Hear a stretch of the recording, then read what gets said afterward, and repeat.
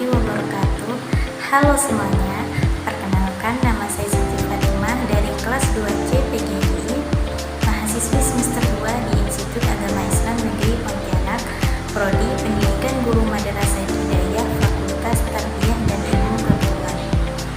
Dalam video kali ini, saya akan memenuhi tugas mata kuliah Filsafat Pendidikan Islam, menjelaskan materi dari kelompok 1 sampai kelompok 6. Langsung saja, yuk disimak. Sebelumnya, apa sih filsafat pendidikan itu? Filsafat dan pendidikan adalah dua hal yang tidak dapat dipisahkan. Filsafat merupakan kebenaran menyeluruh yang menjadi dasar bagi segala aktivitas manusia, termasuk dalam dunia pendidikan. Sementara pendidikan adalah usaha sadar manusia untuk mengembangkan potensi jasmani dan rohani sesuai dengan nilai-nilai yang ada dalam masyarakat. Artinya, filsafat memberikan arah dan tujuan bagi pendidikan, sementara pendidikan menjadi wahana untuk menerapkan nilai-nilai filsafat dalam kehidupan nyata. Oleh karena itu, seorang pendidik harus memahami apa itu pendidikan, apa itu filsafat pendidikan, agar dapat mengarahkan peserta didik menuju kehidupan yang lebih baik dan bermakna. Materi pertama, kedudukan alam semesta, manusia, dan ilmu pengetahuan dalam perspektif pendidikan Islam. Pertama, konsep alam semesta. Dalam pandangan Islam, alam semesta merupakan ciptaan Allah Subhanahu wa Ta'ala yang diciptakan dengan tujuan dan keteraturan.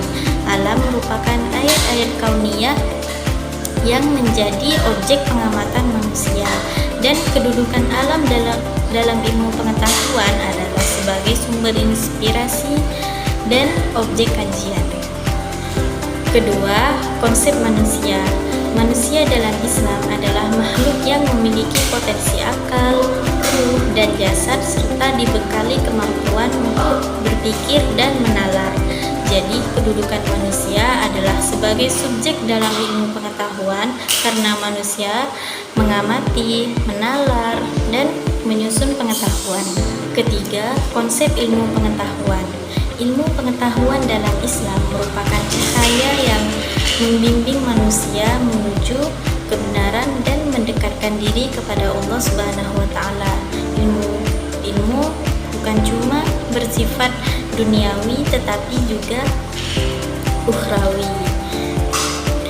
Nah, hubungan dari ketiganya, alam semesta menyediakan fenomena dan objek yang dapat dikaji.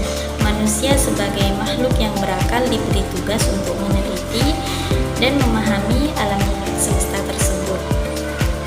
Dan ilmu pengetahuan merupakan hasil dan proses pengamatan dan pemikiran terhadap fenomena alam. Materi kedua adalah hakikat dan tujuan pendidikan Islam. Pendidikan Islam itu memiliki landasan kuat yang bersumber dari ajaran tauhid dengan tujuan utama untuk membentuk manusia yang beriman, berakhlak mulia, dan berpengetahuan. Sumber dan dasar pendidikan Islam itu berasal dari Al-Quran, Sunnah, ijtihad para ulama, sejarah Islam, dan pertimbangan rasional atau ra'yu. Tujuan pendidikan Islam itu bukan hanya bersifat duniawi tetapi juga ukhrawi, yaitu membentuk insan kamil yang bertanggung jawab terhadap Allah, diri sendiri, masyarakat, dan alam. Materi ketiga adalah tugas dan fungsi pendidikan dalam perspektif Islam. Dalam Islam, pendidikan bukan hanya bertujuan untuk mencerdaskan, tetapi juga membentuk karakter, moral, dan kesadaran spiritual.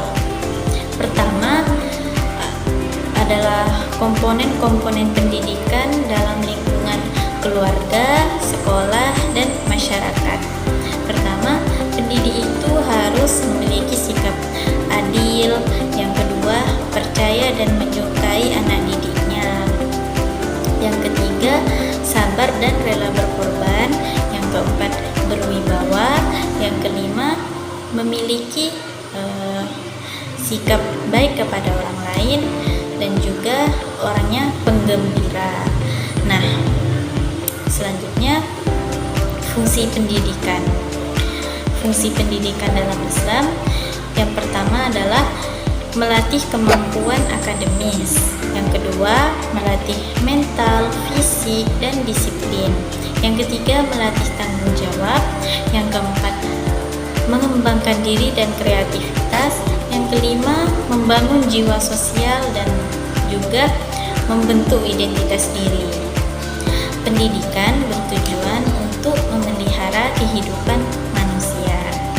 Materi keempat adalah pengertian kurikulum pendidikan Islam, asas-asas kurikulum pendidikan Islam, dan kriteria kurikulum pendidikan Islam. Kurikulum adalah rangkaian rencana dan pengaturan terkait tujuan, isi, dan metode pembelajaran. Kurikulum pendidikan Islam ini adalah instrumen penting yang mencakup berbagai aktivitas, materi, dan pengalaman belajar yang dirancang secara sistematis untuk mencapai tujuan pendidikan Islam. Kurikulum pendidikan Islam ini harus disusun berdasarkan asas-asas yang kuat serta kriteria tertentu agar mampu menjawab kebutuhan perkembangan peserta didik secara utuh, baik jasmani, rohani, intelektual, dan sosial, serta sejalan dengan nilai-nilai keislaman. Selanjutnya, ciri-ciri kurikulum pendidikan Islam. Yang pertama, menonjolkan pelajaran agama dan akhlak seperti fikih, Al-Quran, akidah, dan akhlak. Yang kedua, mengembangkan aspek jasmani, akal, dan rohani secara menyeluruh seperti membaca, kreatif, berpikir kritis. Yang ketiga, menjaga keseimbangan antara individu dan masyarakat, dunia dan akhirat. Nah, yang keempat, memperhatikan seni, keterampilan, olahraga, dan budaya. Yang terakhir, mempertimbangkan perbedaan budaya, waktu, dan tempat. Selanjutnya, asas-asas kurikulum pendidikan Islam. Asas-asas kurikulum pendidikan Islam itu ada 5.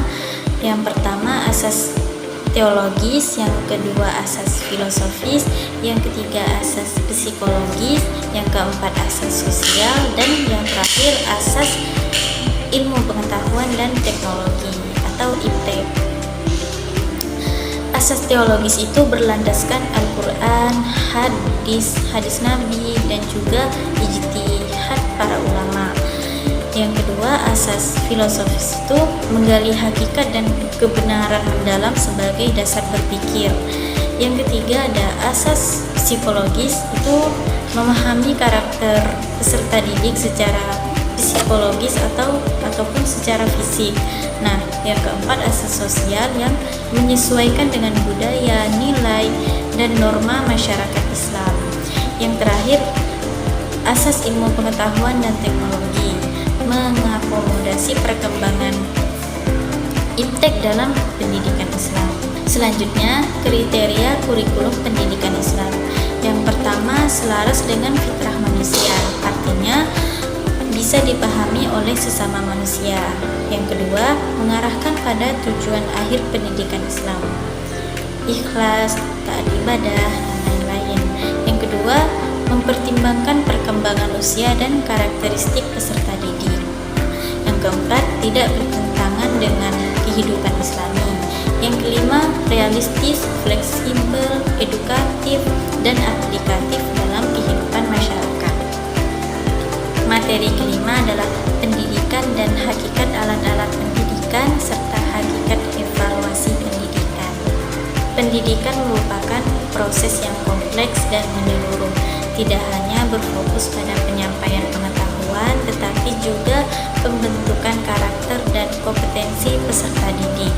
Dalam proses ini, alat-alat pendidikan yang baik yang bersifat fisik seperti media pembelajaran dan yang bersifat non-fisik seperti metode dan strategi memiliki peran sentral dalam menjembatani pendidik dan peserta didik untuk mencapai tujuan pembelajaran. Alat pendidik ini harus digunakan secara bijak, sesuai dengan konteks, tujuan, dan karakteristik peserta didik. Selain itu, evaluasi pendidikan juga memiliki kedudukan yang sangat penting. Evaluasi pendidikan itu bukan hanya sekedar penilaian hasil belajar, tetapi refleksi menyeluruh terhadap proses pendidikan.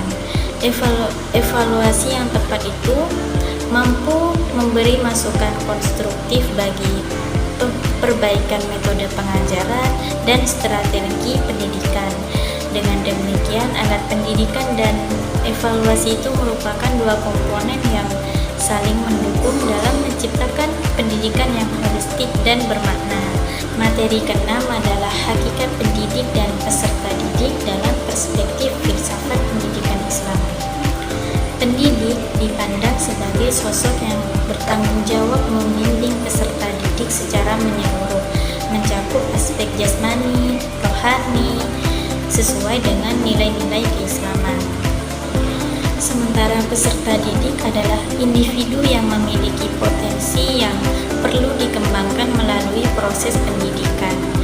Nah, hubungan antara pendidik dan peserta didik ini bersifat saling melengkapi dan tidak dapat dipisahkan karena keduanya memiliki peran penting untuk mencapai tujuan pendidikan Islam, yaitu membentuk insan kamil yang beriman, berilmu,